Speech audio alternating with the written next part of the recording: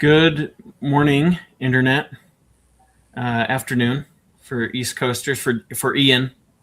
Uh, the rest of us here are on West Coast time right now because Arizona has decided to go its own way, and I'm okay with that. So, welcome to Lunch with EFI. We're grateful that you joined us today, and we're going to kick it off with Matt Ladner. So, go ahead, take it away, Matt. All right. Well, I think our first story is what are we calling it? More More bad bad NAEP news. news or long COVID in the NAEP scores. That's another way to put it. So there's been new 2025 long-term NAEP results released. The long-term trend for those who are sane enough and not nerdy enough to dig into NAEP all the time, long-term trend data is separate from the state level stuff. So we have, sort of the main NAEP, which has state level results, and then these long-term results, which are go back all the way to the early 1970s, but don't have state level data, only national level data. And what we have is scores for 9 and 13-year-olds, basically fourth and eighth graders equivalent, right? And the news is superficially not all bad, but actually it's not very good. If you go to the first slide, um, the headlines that you'll see will say, "Oh, well, fourth grade reading and math went up," right?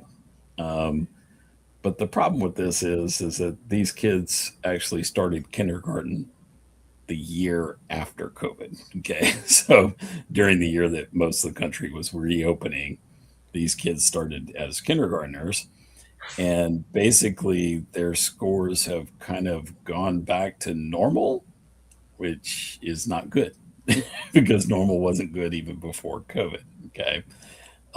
So this is, I can't quite see that. This is the reading NAEP. You see the scores there. 2025 is at the top. Go to the next slide.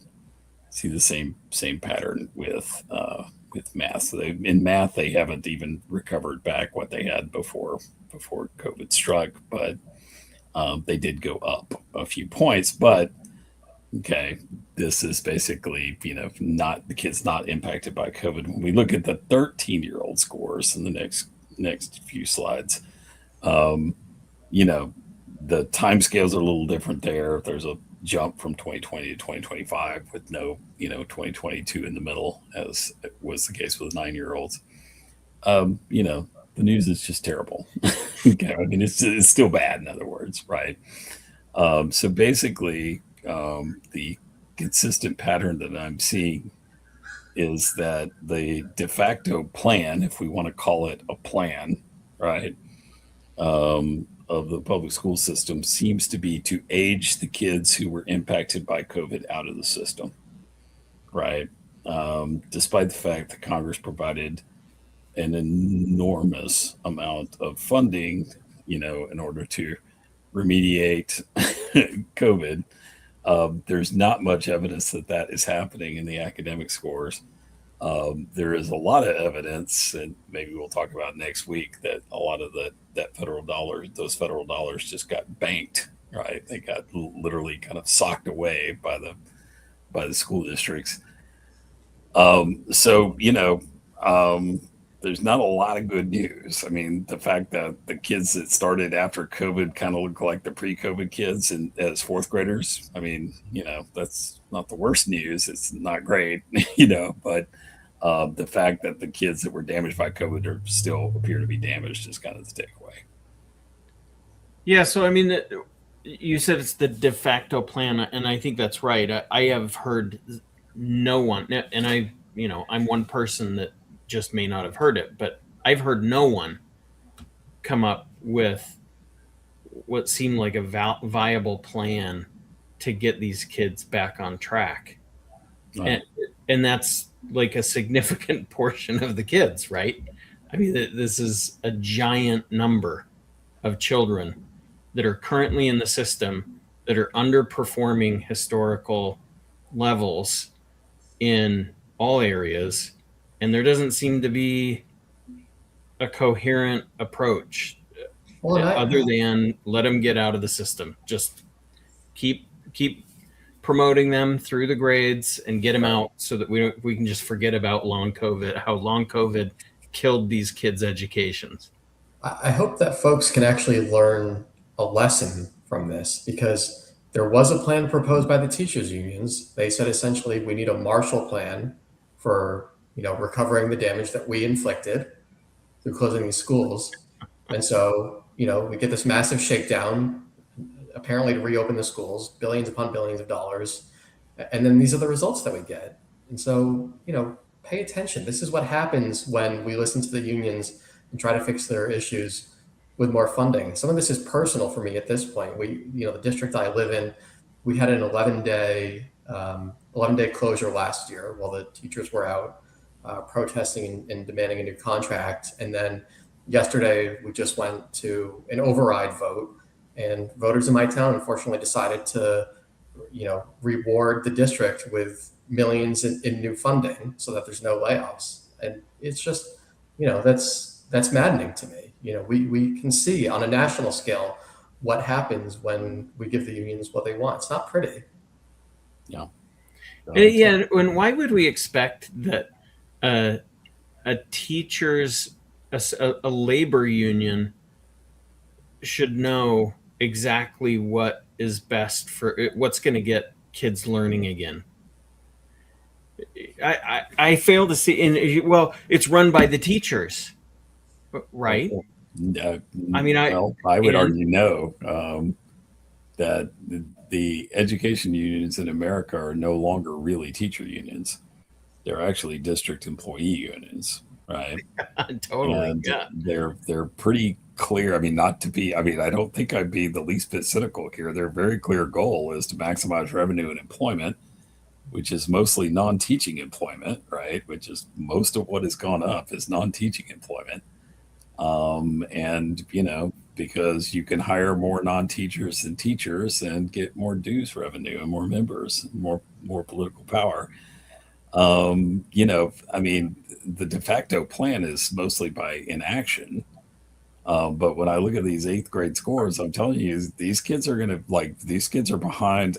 The scores were not good in 2019. Like even before anyone ever heard of COVID-19, scores were bad back then, right? These kids are going to start dropping out in large numbers, and I mean, I'm sure it's already been happening. And then when another symptom of this, I would think, is the high rates of, kids just not going to school, right? I mean, chronic absenteeism is the norm now. Well, right. So absenteeism has got to be the gateway drug to dropping out completely, right? Yeah. And I mean, our response, not the pandemic itself, our response to the pandemic was an absolute disaster, and it's going to be with us for a long, long time. Yeah. Well, look, I mean, David Griffith from NAEP, that's like the National Principals Association. This is like school administrators. He says things are great. This is great news. Average scores are higher in 2025 and 2022 for 9-year-olds, right? Up 4 points in each. Mm-hmm. What do you make of that? I mean, the public school blob is saying, "What are you talking about, guys? This is fantastic news." He doesn't know that the scores are actually still lower than they were pre-pandemic, right? Recant, Matt. Recant. No, I think all this is showing us is that the kids that started after the COVID disaster are kind of back to the regular level of meh, right? I mean, that's basically what this is showing, and nothing going on in 13-year-old scores. Like the 13-year-olds actually lived through COVID, and they're still very, very damaged, and they're right about the right age to start dropping out of school in large numbers. Oh, and by the way, they're not going to school very much, right? So, this is, I mean, especially when you throw in the financial element of this, these billions of dollars and all the rest of the stuff that got thrown at the problem. And maybe we'll talk about this next week, but it's very clear here in Arizona that where all those billions went was right into the bank accounts of districts. They are literally hoarding money at an unimaginable scale. Right. Well, maybe they do just need more money though, right? I don't know if you've tried this, but let's just give them more money. I mean, what's the average spending per pupil these days? It's probably closer to 20% than 15. $20,000 a child than 15, which was what is it? Do you think it's more north of 20,000 child now? Yeah. Last I checked, it was still about 18, but it tends to lag a few years. So when I say it, I mean the National Center of Education Statistics. Their data is usually a few years behind. So I bet it's probably, but let's say that we doubled it. Okay. What if we were spending something like $40,000 per child? Do you think you mean that like would New York? Like New York City, where they're spending $43 billion in the system? That comes out to about $44,000 per child.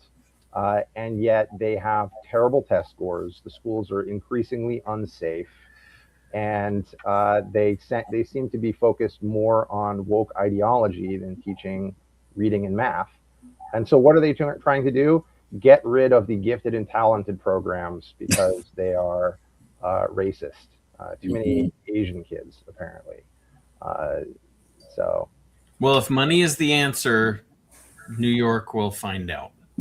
Well, they should have already found out, right? If money was the answer, in Washington, D.C. also, which, I mean, I remember when Andrew Coulson of blessed memory was my boss back in 2013, and he was talking then about how Washington, D.C. schools were spending $25,000 per pupil. And then he looked into it further, and it was actually closer to $30,000 per pupil. And this was more than a decade ago. And no one wanted to touch the story. They were like, nah, this is implausible. This is crazy. You cannot possibly be right. And he would say, look, I have the date. Like, they report their own figure, their own way. And they're like, oh, we're poor, we're underfunded, da, da, da. But there's a very specific way they had to report the data when giving it to the Census Bureau. And he says, look, the Census Bureau does not report per pupil funding. But on one page, they report total funding. And on another page, they report, I should say total spending. On another page, they report the total number of students. And he would try to tell the reporters, all you have to do is divide this number by this number, and it will give you this other number. And you're like, it's unknowable. We don't do math here. Like, that's why I got into journalism. We don't have to do math.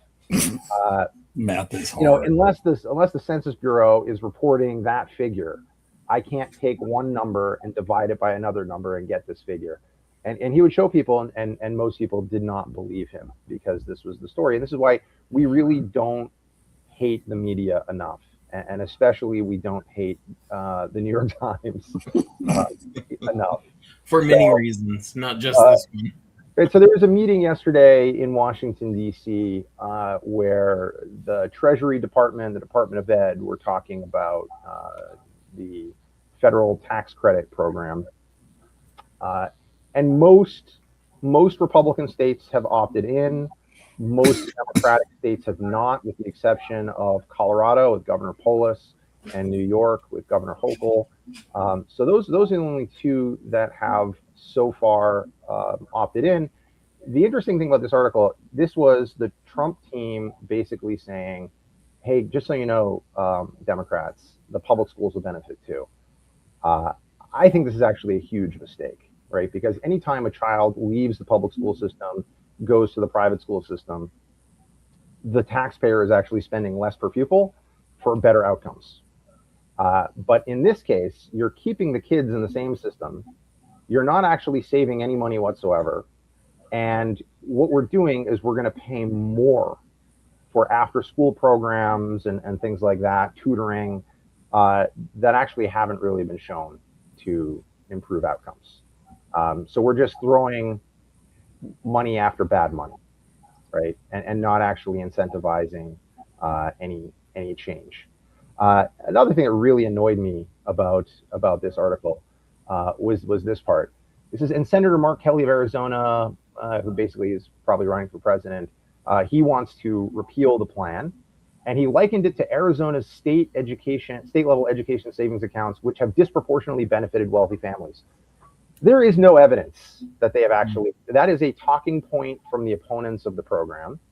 And our friend Matt Beinberg at the Goldwater Institute has actually done great work showing how no, actually, it has disproportionately benefited low-income families, especially when you consider the full school choice ecosystem here in Arizona, which specifically has a low-income program. So a lot of the low-income families go into the tax credit scholarship program if they're going to a private school because they can get more money for their child that way.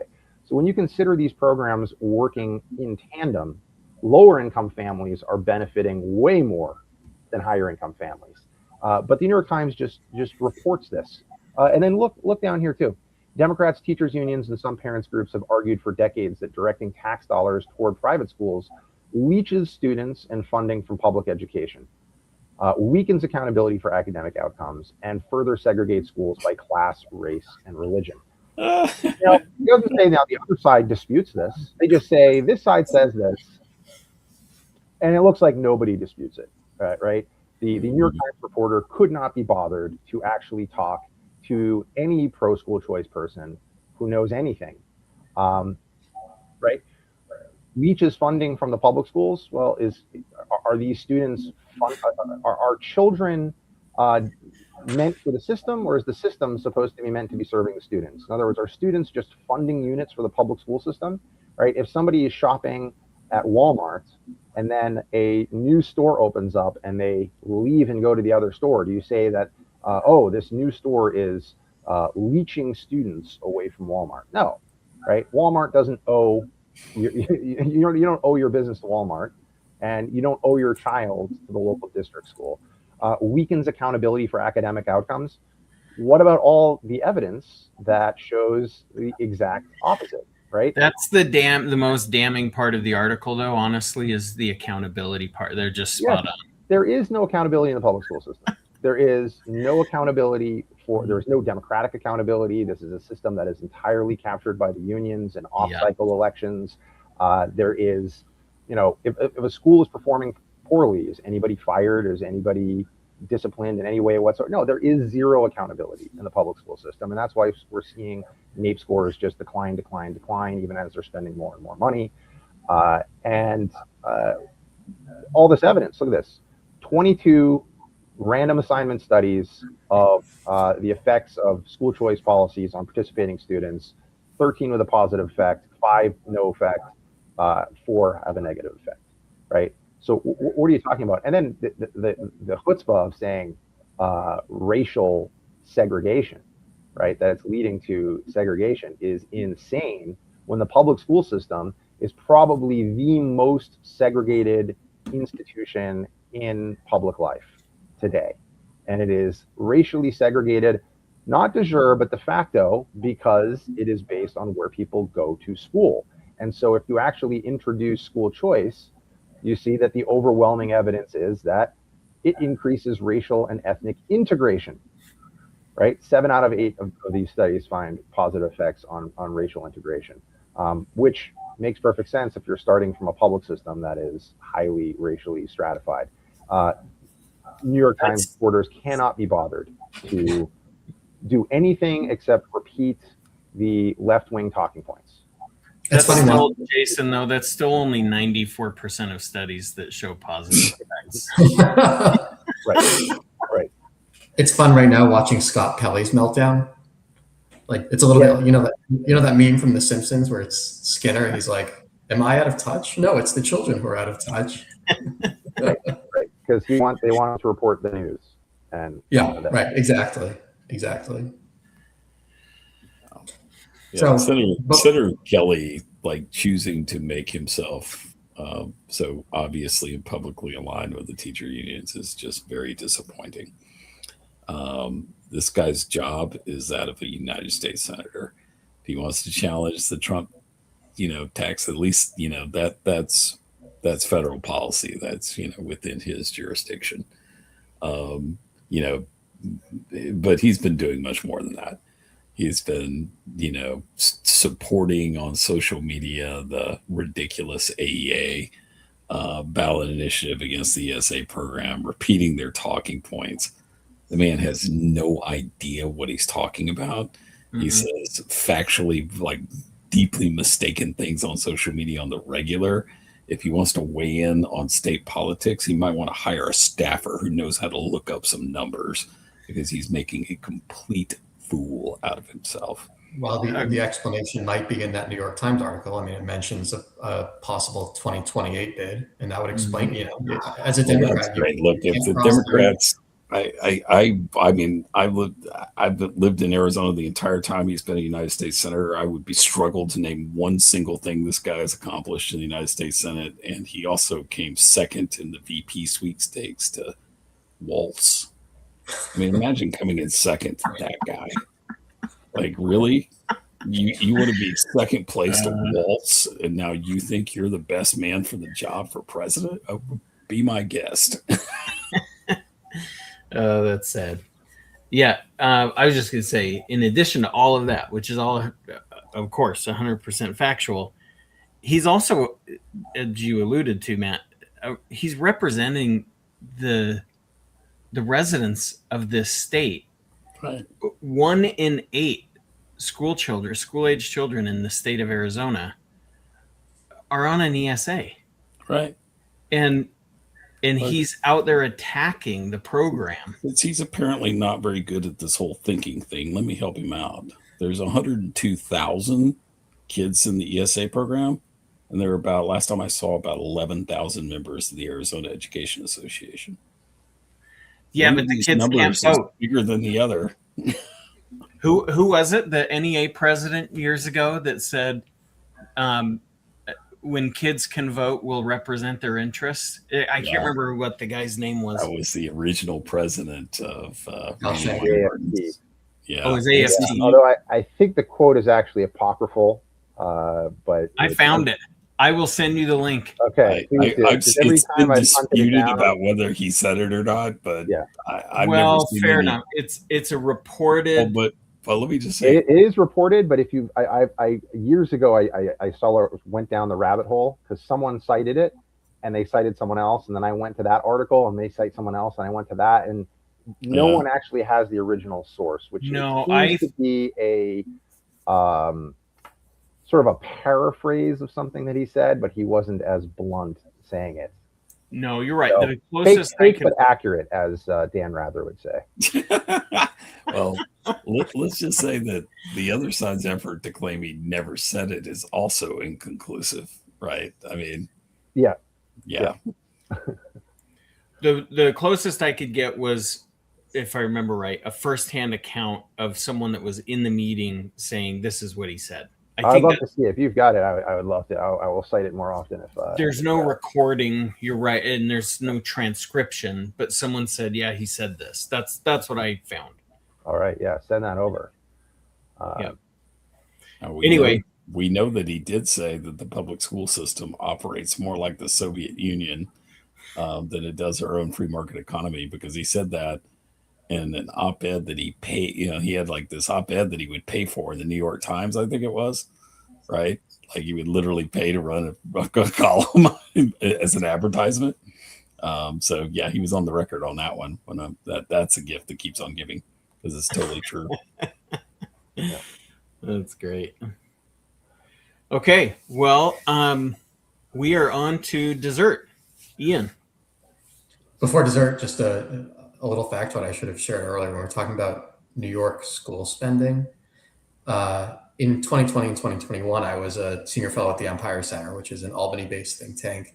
And, you know, there was, of course, a lot of concerns around that time around a COVID-related budget crisis. And then Governor Cuomo threatened that they might have to slash state aid by 20%, which is a lot and sounds like a lot. But, you know, I was curious, well, like, what does it actually mean? And so what I saw was that if they had made good on that threat, and they didn't, New York would still be spending more per pupil than any other state or country. Or country, that's nice. So when it comes to spending, and especially understanding spending and achievement, New York is in a league of its own. You alluded to this, Matt. Like, if anyone wants to try to convince you that spending matters for results, just point to New York, because clearly not. Albert Shanker, by the way, was the That's right, person Al to whom the Shanker. quote is attributed. Yep. So we'll see. Anyway, moving along here. Yeah, med schools. Medical schools. So the Trump administration seems to be obviously pretty serious about overseeing adherence to and enforcement of, the Equal Protection Clause of the 14th Amendment. And the SCOTUS decision in 2023, Students for Fair Admissions versus Harvard, which says that colleges cannot engage in racially discriminatory admissions. And so this was an issue that Trump ran on. And again, it's been a recurring sort of interest for his Justice Department. What's been interesting, what we've seen is that medical schools, at least early on, seem to be getting the brunt of the focus here. And so a few weeks ago, they mentioned the results of an investigation into Yale, showing that I believe it was Black applicants who profiled similarly on academic metrics to Asian applicants had 29 times the odds of getting an interview to the Yale School of Medicine. And now, they seem to be expanding this and looking at 15 additional medical schools. And, for frame of reference, there's roughly 160 allopathic medical schools in the United States. And so this is announcing an investigation into 10% of US medical schools. And I can personally, I guess, attest to or vouch for the prudence of this decision.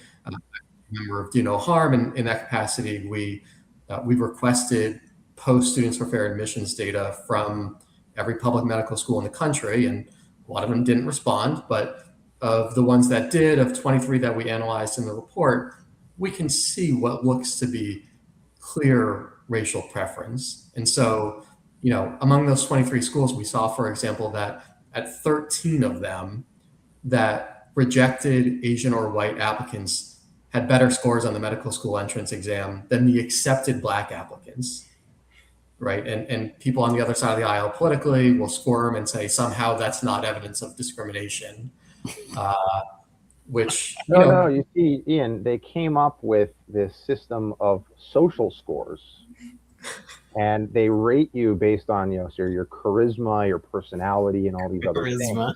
And it just so happens that Harvard and other schools like that rate Asians the absolute worst consistently all the time. And so basically what Harvard is saying is Asians just have a terrible personality and we don't want that. That's essentially what Harvard is doing when they come up with these social scores. And by the way, look it up. I mean, this is exactly what they do, because if you have like the top academic scores, if you've got, you're valedictorian, you ace the SAT, you play a musical instrument, and you volunteered your time at the local soup kitchen and all that. How do we knock that down? Well, we got to give you this amorphous social score, right? That's the way of knocking it down. It's a very old trick. It's the way you keep Jews out of the Ivy League back in the day. This is Rob Henderson's work. He at least was involved in some of this, I think, right? Yeah. And as I recall, actually, I think this is mentioned in the Supreme Court ruling, but at Harvard, when it came to actual university interviews is when they were penalizing the Asian applicants and rewarding the Black ones. But when they had alumni interviews, they saw basically no difference across racial lines. So, only when it comes to, that final decision, magically does it turn out that there are all these, non-cognitive traits that that happen to distribute themselves among the population in ways that allow the schools to preserve a racial composition that they want. I mean, it's a remarkable set of coincidences. Or your time at Harvard just does that, equalizes everything. That's right. That's probably what it is. Not that I want to give these evil institutions any advice, but if the plan was to try to duck the Supreme Court decision, they didn't do themselves a favor by, joining an amicus brief saying, we really care about the racial composition and we really want you to preserve racial preferences. Yeah. Now, here's the thing, though. The Supreme Court had been addressing this for years, right? I mean, there was the famous decision where they're like, "We're going to let you keep doing this, but like in 25 years, we hope this is going to go away." And then after that Okay. 25-year deadline, um, they said, "Okay, no, the best way to stop discriminating on the basis of race is to stop discriminating on the basis of race." Uh, the universities, they left the universities and out. They said, "Look, we know that there are racial disparities when it comes to income in this country. Now, if you were to have class-based or income-based discrimination, that is permitted by the Constitution. Okay, and you could basically reverse engineer this, and you could say, okay, we want a certain percentage of the population to be coming from low-income areas, and what's that going to happen? What's going to happen there? You're going to naturally increase your racial diversity. Okay, Right. they gave them that option, but the universities didn't really want to take that because Well, they tend to be taking better off economically black people, right? And they don't want to take lower income black people and then also have to take lower income white people. They would rather take higher income black people, I'm right? not sure if that's exactly right. My understanding of this is that there have been settings where they have tried this class-based affirmative action, and what they Yeah, saw was that it didn't produce the racial composition that they wanted. Because the reality is, they actually Yeah. don't care about the economic aspect at Oh, all. and Really, maybe low income Asian students still score high. right, Like right. this whole thing is ridiculous. By the way, like Yeah. there's an equal protection clause that is supposed to ensure the equal protection of the laws. So even that backdoor stuff, like the court shouldn't be leaving a backdoor like that. Like how about we just like treat people on the merits, right? Yeah, shoot straight. The same thing. It's the same kind of end around that they has been floated for redistricting around the country.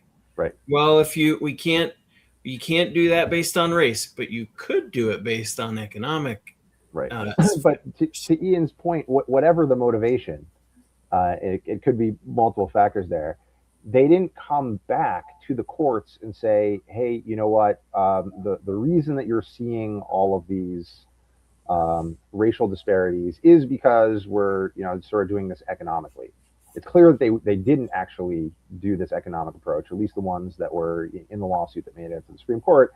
And like Ian said, they argued instead, yeah, we're still violating the law, but we really, really need to do this for this whole long list of reasons. And the Supreme Court said, yeah, that whole long list of reasons does not override the the equal protection clause. You can't do this. Right. Ketanji Brown Jackson said one of the reasons we need to do this in medicine is that for a black baby, having a black doctor more than doubles their likelihood of survival. Now, if you can do the math and tell me how you could double the likelihood of survival from 99.9%, I'm still not understanding, but maybe I'm stupid. Yeah. What she reversed was that the actual claim was that it cut in half mortality, right? So I'm making up a number here, from 0.1 to 0.05, right? But so she flipped it to double, not realizing you can't say double. You can't. But even that, as Ian, that was based on a flawed reading of the evidence. Yeah. Oh, Jay explained that to us Yeah. a couple weeks ago. I remember seeing a debate about affirmative action on PBS, a PBS debate program years and years ago, and one of the panelists said, "Oh, well, we didn't do this, and like the top universities would be just like chock full of Asian kids, and we don't want that." And I was like, "Well, sign me up. That's what I want. Like if they deserve it as individuals, then I Who want cares? them to be able to go there, and I don't want you to discriminate against them. And if the rest of us have to pick our games up to compete with them, that's good." It'd be kind of cool to have like the most capable people doing the job, fill in the blank. That'd be pretty neat. especially if they're my doctor. I don't Right. I don't care what color their skin is. I just want them to have been top of their class. That's what I want. Yeah, I'm when I was in grad school, we had a class, in our ethics class where we discussed affirmative action and these type policies, and I mean, everybody was on one side, and it was early in the semester, and I was holding my tongue as they were making all these cases of, for the, but at the end of the class, I said, look, God forbid I were, lying down on a gurney with my chest open, and I have a doctor performing open heart surgery. I don't care if he and his staff are racially diverse. All I want is them to be as competent as possible. And so if every single doctor, in all of California were Asian, that wouldn't bother me in the slightest if that's because they were the ones who got the top scores. But Jason, Every hand shot up in the class, and they were jumping all over me like, how is and that doctor this is going to why have they need all this like racial concordance research, which is totally bogus, because most people believe that when it comes to certain things like that, it should just be merit, right? And so they'll say, well, no, but actually, black babies will die unless you have affirmative action, or we call it affirmative action, racial group preferences. Unless you have racial group preferences in medicine, black babies are going to die. And the research actually just does not bear that out. How is a surgeon going to know how to stitch your chest back together if they don't have the cultural competence of being an observant Jew? It's impossible. Right. Exactly. That's great. Yeah, like no one's laying on a gurney being wheeled into the emergency room and gets told, you are in luck. We have the absolute top ER doctor in the country. Just here, he was visiting, and he's agreed to come into. What color is his skin? Yeah. No one's saying that. Like not one person. They're going to say, "Thank you. What a blessing. How fortunate am I that this guy happens to be here right now." So yeah, the universities are the ones saying it. Yes. And this is why the Trump Justice Department has had to intervene. I mean, they are out to lunch. I can tell you in Phoenix that doctors of Indian background, Indian, have a very strong reputation. And, personally, I'm glad that they didn't get, discriminated against when they were trying to go to medical school. Right? Yeah, it's true. Well, It's been a very filling lunch today, everybody. And as usual, we've run over time, but we had a lot to discuss. So great to see you all. Look forward to lunch again next week. Thanks, everyone. Bye.